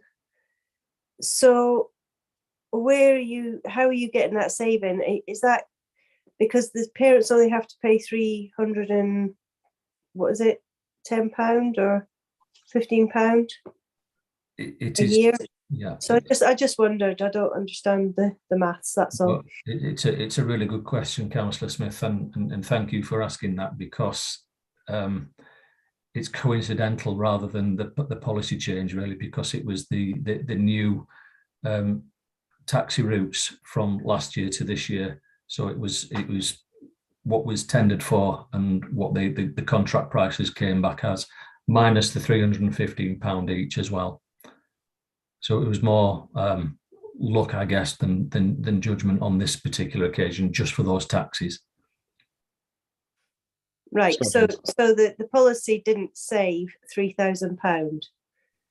It was the change in the taxi routes. The change in the taxi contracts. That's okay. right. A little bit misleading. Thank you. Councillor Thompson, quite possibly the last one. Yeah, I would say save the best till last, but that's probably not the case in this instance. Let's hear it first. So I don't want to get too much into the realms of what is hypothetical and want to kind of concentrate on what is. But I think looking forward, I have, and this tends to happen when you catastrophize sometimes, but I think I have a few concerns just in terms of how this potentially works out going forward. So I kind of go through what I'm concerned about. So I think one of my big concerns, and Councillor Wilkinson alluded to this, was around the discretionary budgets. And you don't need to look too far to find out the kind of issues that we're having in schools at the moment and the escalating costs and everything that's going into that. And I'm not saying this will happen, but there is always a chance that discretionary budget, for whatever reason, cannot go towards transport. So then there's a cost there.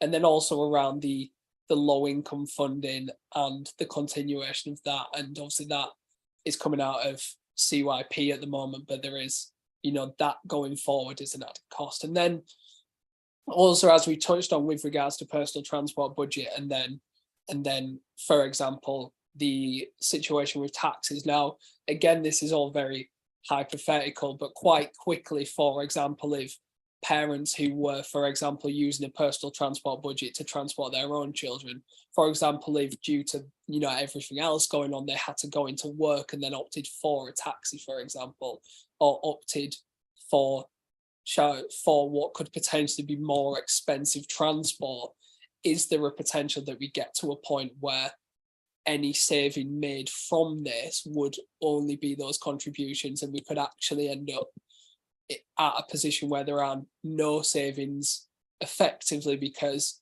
whether it's more people having EHCPs, whether it's more people using the policy, whether it's more, is there a point where we could actually get to the point where with everything there is no real saving here?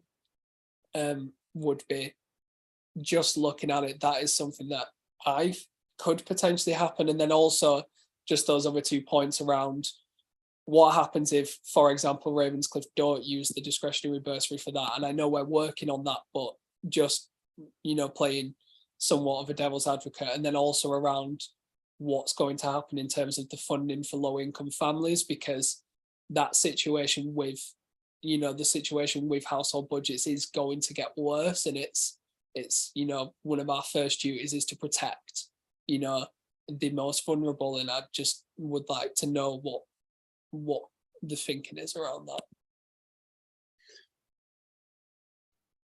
Thank Shall you. I pick that up, Chair? Thank you, Andrew. Yeah.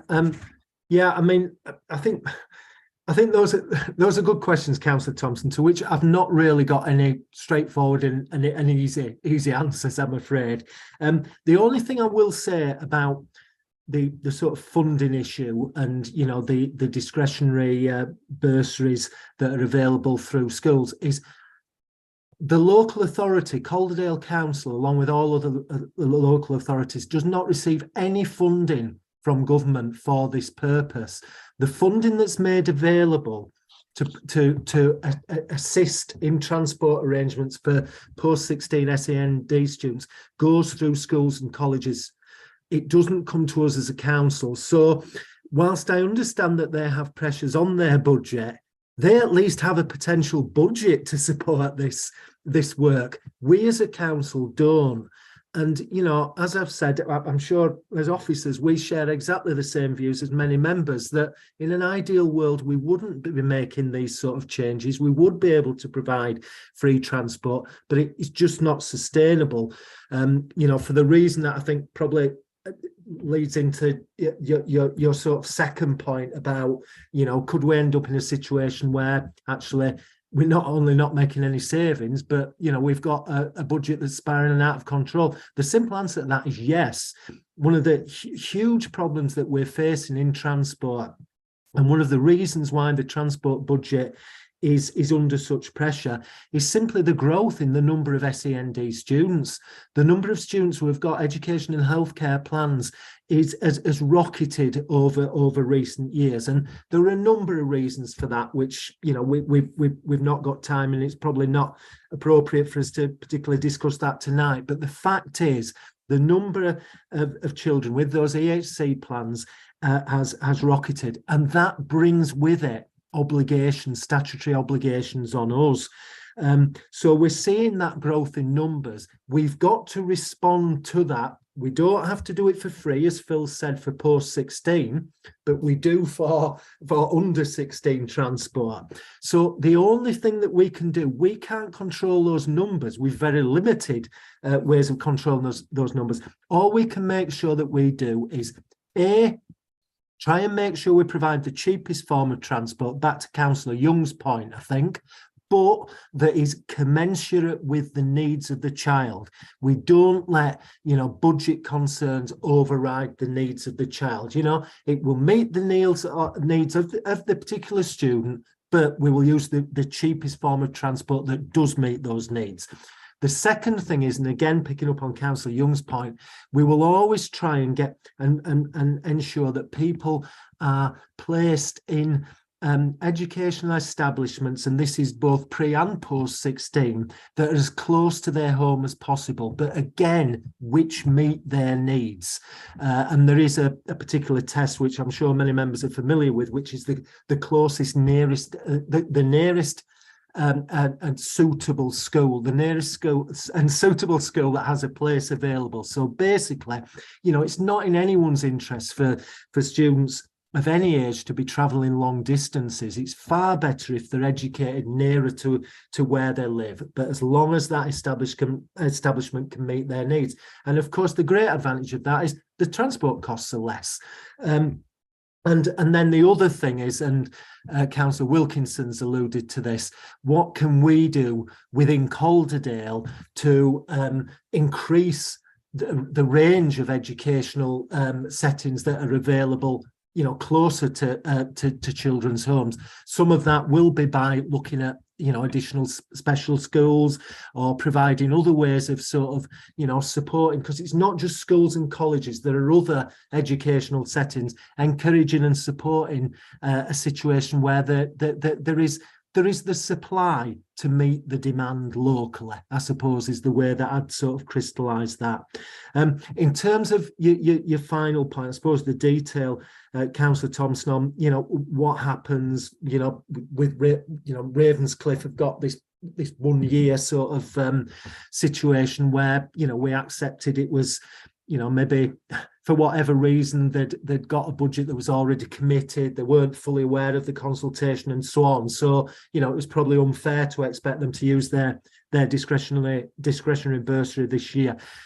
All I will say is we're involved in ongoing discussions with the school, both, you know, officers in children and young people's services, and obviously we will provide whatever support we can to that endeavour.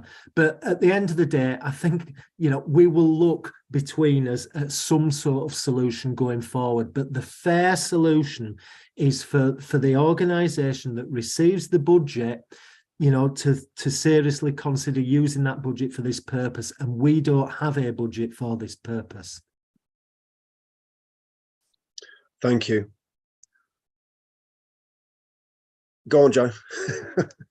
No, just a little one, and I, you know, just on the point around, and I appreciate the likelihood is we'll probably come back to this at another point so we can have further discussions, and I do appreciate, you know, because this was a request by Scrutiny that we have had this discussion, because it has, you know, I'm sure for people who, and you know, I'm sure for people who aren't that, you know, up on this, it has been really interesting. But I just would kind of say to further scrutiny, but also that point of, you know, the numbers of EHC plans is going up, and you might think, you know, we are aware that with that comes increased costs, with that comes increased pressures. But of course, for me, I'm thinking, you know, the amount of EHC plans going up is not, and I'm not suggesting this is what's said, but for me, part of that is a really, really good thing, because it means we've got the parents out there, we've got children out there who need this, who are getting out there and saying, you know what, I need to make sure my child and my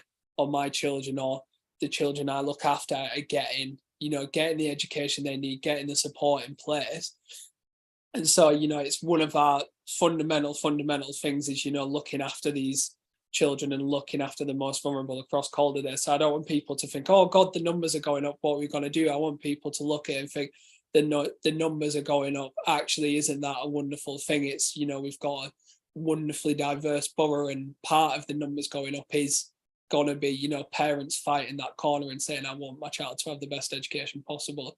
So, you know, don't want people to meet it with fear. I want people to kind of meet it with optimism and think, you know, that is a good thing. And I'll kind of look forward to, hopefully, if we get it to come back, but just say it has been valuable, and it would be good to bring this back and look at this again as well. Thank you, Councillor Thompson. I'd like to thank officers. I'd like to thank Councillor Lynn and Councillor Wilkinson as well for coming along this evening. As a father to a daughter who had SEN needs back in the day, when encouraging self-reliance was not always the easiest thing to do.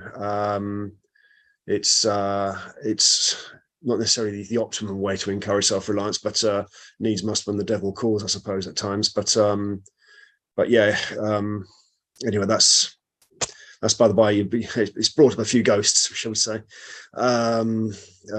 So I'd like to say thank you very much indeed, and for your attendance this evening. And we'll move on to the work programme now, if we may. So I'd like to say thank you, good night to Councillor Lynn, Councillor Wilkinson, and Andrew Pitts and Phil Taylor. Thank you very much indeed. Thank you, Chair. Do you want me to come in, Chair? Thank you, Mike. Yeah, that'd be great. If we leave the outstanding item from discussion till the end, if that's okay, just to report that following discussions with the Chair, we've moved the planning improvement plan back to March, because otherwise it would have been quite close after the last discussion you had, which was only October, and it gives more time for the officers to sort of bring in some of the things that they've been talking about. But we have added an item on asylum seekers, and Kirsten Fussing, who manages those services, is going to come in January and is going to describe how the system in supporting asylum seekers works. As it's obviously a very topical issue, and I've had a meeting with her to sort of talk about what that might be and how that might be structured. So that will be coming back in January. We have on the work programme, we've got one petition that has not quite yet been validated, so that will have to be fitted in at some stage. And I also saw some press coverage about another petition that's around car parking in Elland that may well make its way through to the scrutiny board as well. And I don't know whether that will be presented to council at the end of this month or not, but that's something we do need to think about in terms of the work programme. Excuse me for having caught the cough from Councillor Benson. I won't ask. So those are the changes that we've made and we're anticipating in the work programme. As far as the issue, obviously, clearly, you want to talk to and have conversation with Unique Ways and some parents and bring the issue back. I guess there's two thoughts in my head. One is making sure we get the timing right in terms of not, of fitting in with the discussions that have been talked, that Andrew Pitts and others have talked about. I did wonder whether anybody thought there was any merit in perhaps 2 or 3 members picking this up and doing a bit of work outside the formal meeting and meeting with Unique Ways and others over the next 2 or 3 months, and then reporting back, for example, to the March meeting of the Scrutiny Board, so that we can actually, have 3 or 4 different dialogues, as well as having a formal discussion in a few months' time. Yeah, I'm also wondering if it might be worthwhile bringing in Ravenscliffe School as part of that conversation as well. The report almost infers that they've thrown their toys out the pram. I sort of confirm that isn't the case. That if they're able to use those government budgets that they thought to provide transport, that they're able, they are willingly and happily doing it.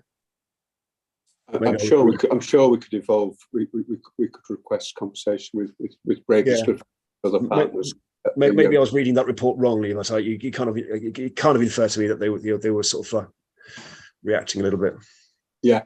I mean, and they may even be watching the YouTube at this very moment.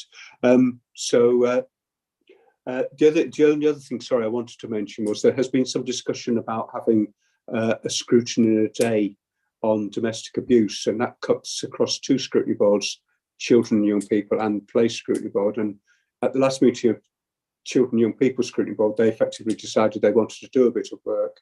And the suggestion is that we do that bit of work through Children and Young People Scrutiny Board, but perhaps get a couple of members from this board to join in that scrutiny in a day. So I'll be working with Councillor Evans as the chair of CYP. And Councillor Riveron, who has raised the issue, to take that forward. So thank you, Chair. Thank you. Yeah, Joe. Yeah, I was just going to ask so we've obviously got a meeting down as TBA, which is the Public Space Protection Orders, crime figure trends, all of that. With that, when is that roughly due? Does that have to be outside of PERDA, or does it?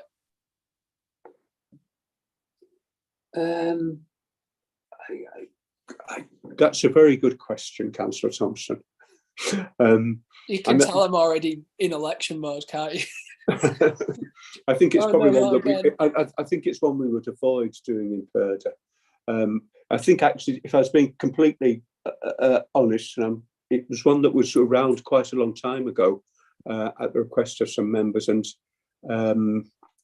I think Councillor Evans at one stage was interested in this in terms of using public space protection orders about irresponsible driving. Is my recollection. I'll go back to that, Councillor Thompson, and perhaps reply to members of the board by email and have a bit of a dig into where we are with that. Yeah, I'm just thinking it might be a case that if there is an extra meeting that we're going to be having, that is when we could fit in perhaps another discussion on post 16 and any other items as well. Yeah.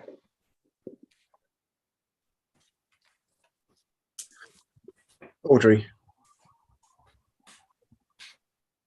Yeah, I suppose tonight it was noticed that there was no representation from Unique Ways and Ravenscliffe or any of the families involved.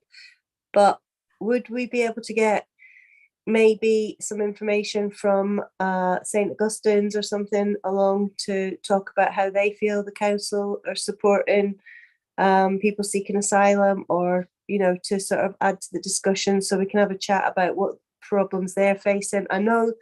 I do know that we've got a pretty good reputation of supporting St Augustine's, and I know that I think they work quite well together, but it'd be quite interesting to just hear some of the issues that they've been facing and how the council can maybe improve on that.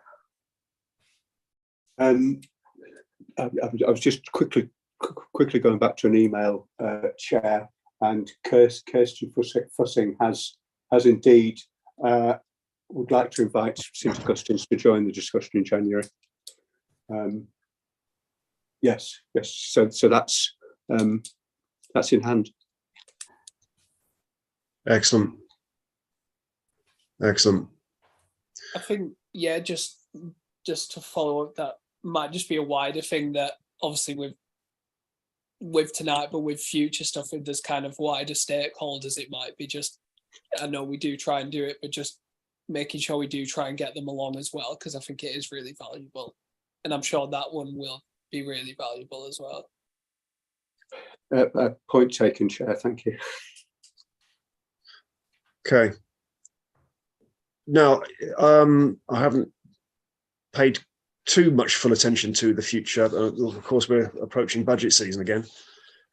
But were there any other issues that panel members wanted to potentially consider at this stage to be put onto the menu? I think we've got a reasonably full programme going forward. Right, there's no rush of enthusiasm here. Oh, sorry, go on. Yeah, I was just going to ask about the sort of inflationary impacts on the big projects, like the SIPs, and I know we've obviously had the leisure centre, but would it be worth getting some information on what's actually happening to our big projects? Yeah. I mean, I know that Wicker Transport Committee have said that they're pausing and pipelining a lot of different things. It'd be quite nice to find out what the impact's going to be directly on Calderdale. Yeah, I mean, I would so hate for the A69 to be a cone museum. But I'm kind of wondering whether it's worth it. Well, it's not so much that whether it's the right place for it. Whether is that something that audit would look at? Well, the discussion at Capital the discussion at Cabinet on Capital the other evening was in fact referred to the Strategy and Performance Scrutiny Board, so that will be picked up. It tends to be Strategy and Performance that looks at the capital programme and the implications on the major projects. Yeah, there may be potential. I'm just wondering, in terms of involving us, it's this, but the potential place impact that those decisions may have. As I say, if we're going to be ending up with cones all over the place for indefinitely, then that does impact on place as well, doesn't it? So I think we need to wait for Strategy Performance to maybe perhaps do their work. Audrey? Yeah, I was just thinking about the towns as well, the towns funds, and because that is, yeah, I can see. I don't know exactly. Yeah, I mean, I take your point. I mean, because we're looking at the 19 million for Brickhouse. I'm suddenly wondering how far 19 million pounds is going to go now. Yeah, I wonder if it might be worthwhile having another think about that, because it's an interesting one, certainly. But yeah, I don't know if it's going to be the right place at this stage. I'm wondering if perhaps performance need to do their work, and perhaps if there's any fallout from that, then which may impact on us as a board, then that's when we might need to pick it up. I don't know. I'm open to offers on this one. I mean, I think from time to time, and I'm not sure we've done it very recently, the chair and deputy chair have met with Sheila O'Neill and her management team, and indeed Councillor Scully, and it might be worth having one of those discussions outside the meeting to talk about how we can pick up those things in a in the programme over the rest of this municipal year. And perhaps Councillor Dickinson and Councillor Smith as chair and deputy chair, with myself and Bella do that work between now and the next meeting. Yeah, I'd be happy for that. I think it's yeah, it's certainly got me thinking. But yeah, it's whether it's the right place for it is I think going to be relevant as well. So yeah, I think it's worth having that conversation. Do you think so as well, Audrey? Yeah. Yeah. Yeah, okay. Fair enough. Right, cool. In that case, everybody, I think we're just about done. So thank you very much indeed for your attendance, and thank you very much for your input. It's been an interesting one again, and we finished bang on time for a change. Right, nice one. All right, enjoy the rest of your evening. Thank you, everyone. See you all later. Take care of yourselves. Yeah, thank you. Bye. For now. Thank you. Good night. Bye, guys. Bye.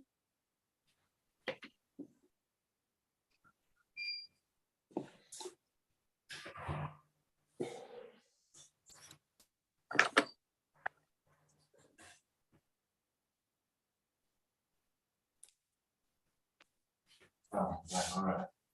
Yeah. I'm going to have to shut this one down, Mike. I think with Councillor Fasal and Clark seem to be stuck.